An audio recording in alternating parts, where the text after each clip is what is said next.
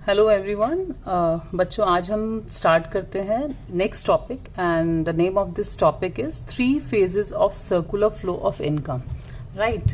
अब क्योंकि हम एक इकोनॉमी की बात कर रहे होते हैं, इकोनॉमी में इससे पहले हमने जो वीडियो थी उसमें हमने पढ़ा था कि एक फर्म और हाउस होल्ड के बीच में सर्कुलर फ्लो को हमने पढ़ा कि कैसे जो हाउस होल्ड्स हैं वो फर्म को फैक्टर ऑफ प्रोडक्शन जो है, जिनको हम बोलते हैं फैक्टर सर्विसेज प्रोवाइड करते हैं, और देन फर्म उनको पेमेंट करती है उसके अगेंस्ट, लाइक जिनको हम फैक्टर पेमेंट्स बोलते हैं। फिर जो पैसा हाउस होल्ड्स के पास आता है, हम जैसे लोगों के पास जो पैसा आता है, उस पैसे को हम कहाँ खर्च करते हैं? गुड्स एंड सर्विसेज पे, राइट।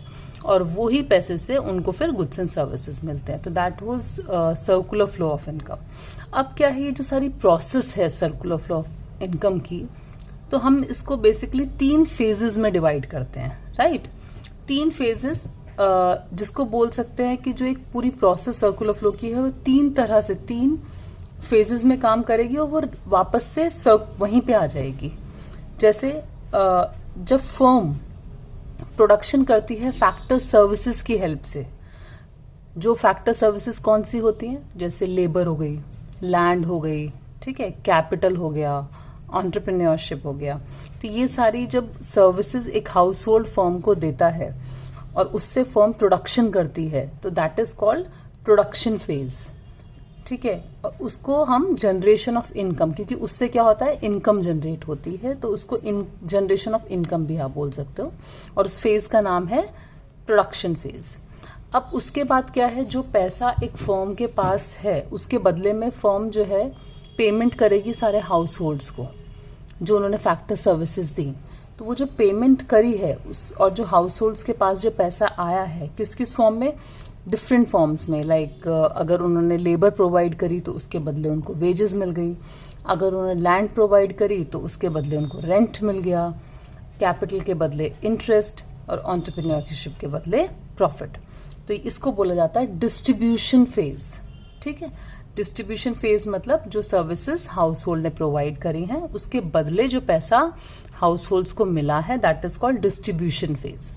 अब क्या हुआ, हाउस होल्ड्स के पास पैसा आ गया। हम जैसे लोगों के पास अगर पैसा आता तो हम क्या करेंगे? We will spend that money on goods and services. तो उसके बाद इस पैसे को जो हाउस होल्ड्स हैं खर्च करते हैं गुड्स एंड सर्विसेज के ऊपर, तो इसको बोला जाता है डिस्पोजिशन फेज, ठीक है। डिस्पोजिशन फेज, और हम बोल सकते हैं एक्सपेंडिचर ऑफ इनकम, मतलब जो पैसा उनके पास आया उसको खर्च करना। तो बेसिकली हमारे 3 फेजेस हो गए। First is production phase, second is distribution phase, and third is disposition phase. और फिर एक तरह से ये जो सर्कुलर फ्लो है ये चलता रहता है, क्योंकि जो पैसा वापस से किसके पास, जिसने फर्म ने स्टार्ट किया था पैसा देना, उसी के पास वापस से पैसा आ गया, और फिर से वो प्रोसेस चलती रहती है। आई थिंक आपको अच्छे से क्लियर हो गया। इस पूरे के नोट्स में आपको किस तरह आप एक्सप्लेन करेंगे मैं आपको शेयर कर देती हूँ, ठीक है। तो ये जो है आप इसका स्क्रीनशॉट भी ले सकते हैं। इसको बोलेंगे 3 phases of circular flow of income, जिसमें आपका पहला है फेज ऑफ प्रोडक्शन, जिसको आप कैसे एक्सप्लेन करेंगे? The producer sector produce goods and services with the help of factor of production, land, labour, capital and entrepreneurship, ठीक है। Second phase is phase of distribution.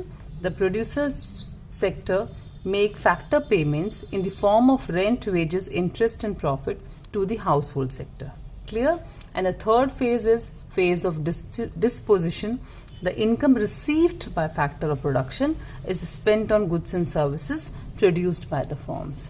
I hope it's clear to you. इसके बाद हम next topic पढ़ते हैं कि ये जो सर्कुलर फ्लो, जो हमने इससे पहले वाली जो वीडियो थी उसमें भी सर्कुलर फ्लो मैंने एक्सप्लेन किया था। तो बेसिकली सर्कुलर फ्लो को 2 पार्ट्स में डिवाइड किया जाता है, वो अभी हम एक्सप्लेन कर लेते हैं, ठीक है। ओके बच्चों, आपको ये वाली डायग्राम याद है सर्कुलर फ्लो ऑफ इनकम की? ये आपको मैंने फर्स्ट वीडियो में एक्सप्लेन किया है। तो इसके अंदर टोटल जो स्टेप्स हैं जो हम लिखते हैं इसको बनाने में, दैट इज पहला है फैक्टर सर्विसेज जो हाउस होल्ड ने फर्म को दी, देन फर्म ने फैक्टर पेमेंट्स करी, this is second. Then households ने फिर कंजम्पशन एक्सपेंडिचर किया, मतलब जो उसके पास पैसा आया हाउस होल्ड्स के पास, उन्होंने इस पैसे को गुड्स एंड सर्विसेज पे खर्च किया, फर्म को दिया, और फर्म ने उसके बदले में उनको गुड्स एंड सर्विसेज प्रोवाइड कर दिए। तो टोटल ये चीज़ें हैं, इनमें से 4 हैं टोटली, जिसमें से 2 हम डिवाइड करेंगे, that will come under money flow, ठीक है।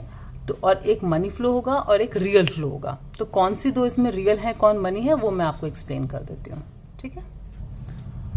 ओके बच्चे, देखो जो हमारे पास सर्कुलर फ्लो में 4 चीज़ें थी टोटल, उन 4 में से जिन 2 चीज़ों में जो 2 फ्लो हुए थे हाउस होल्ड और फर्म के बीच में, जो फ्लोज हुए हैं, उसमें से जो 2 फ्लो ऐसे हैं जिसमें मनी वॉज नॉट इन्वॉल्व, जिसमें मनी आपको नहीं दिखेगा, तो that is called real flow, ठीक है। जैसे हाउस होल्ड ने जब फैक्टर सर्विसेज दी तो उसमें पैसे की हमारी कुछ नहीं है, सर्विसेज दी हैं, और यहाँ से फर्म ने जो गुड्स एंड सर्विसेज यहाँ पे प्रोवाइड करें हैं। तो ये 2 चीज़ें ऐसी हैं जिसमें मनी फ्लो नहीं है, मनी का मतलब इन्वॉल्वमेंट नहीं है, तो इनको बोला जाएगा रियल फ्लो।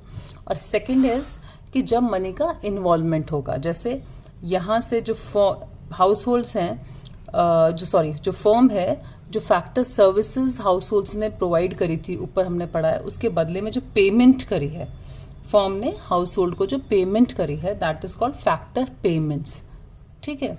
और ये जो फैक्टर पेमेंट्स हैं, ये पैसा जब हाउस होल्ड के पास आ गया, इसको उन्होंने खर्च किया, एक्सपेंडिचर किया, किसको दिया, फर्म को दिया, गुड्स एंड सर्विसेज के लिए।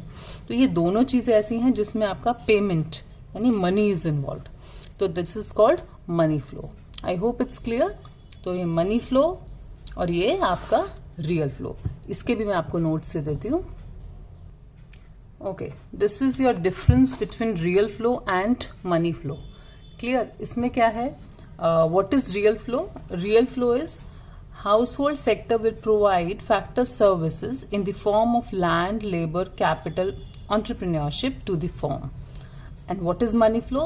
Firm will provide factor payments in the form of rent, wages, interest and profit to the households. And the second point, firm sell goods and services to the household. और money flow के अंदर second point, house hold sector will make payment of goods and services. तो आप देखोगे जो money flow में दोनों points हैं, इसमें आपका मनी इन्वॉल्व है, और जो रियल फ्लो में दोनों पॉइंट्स हैं, इसमें आपका मनी इन्वॉल्व नहीं है। That's why it is called real flow, it is called money flow. तो आप इस अगेन डिफरेंस का स्क्रीनशॉट ले सकते हैं, और मैं आपको जो भी टॉपिक्स इस बार कराऊंगी, जो भी समझाऊंगी, उनके नोट्स आपको मैं साथ साथ देने वाली हूँ, जिसका यू कैन टेक स्क्रीनशॉट।